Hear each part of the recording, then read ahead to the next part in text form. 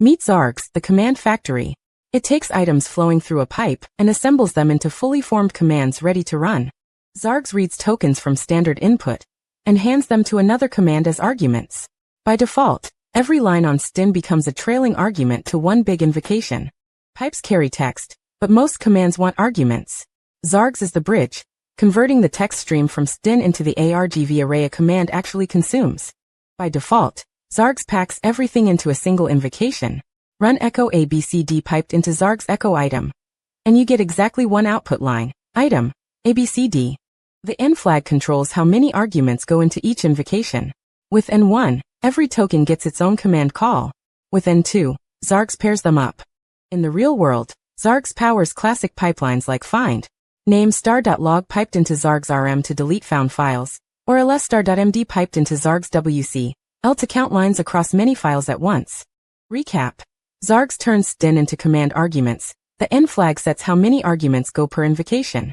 That single rule unlocks an entire category of shell pipelines.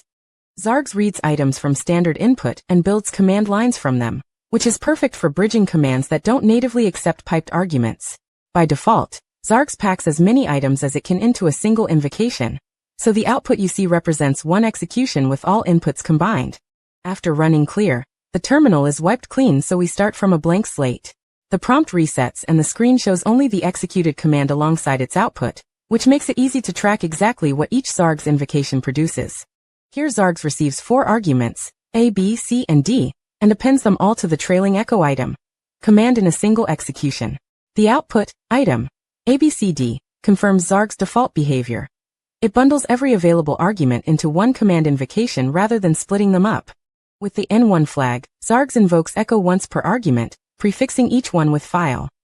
The 3 resulting lines, file, f1, file, f2, file, f3, prove that n1 forces one argument per execution, turning a single piped input into multiple separate command runs. Setting, n2 tells xargs to pass 2 arguments per invocation, so 4 inputs produce 2 executions.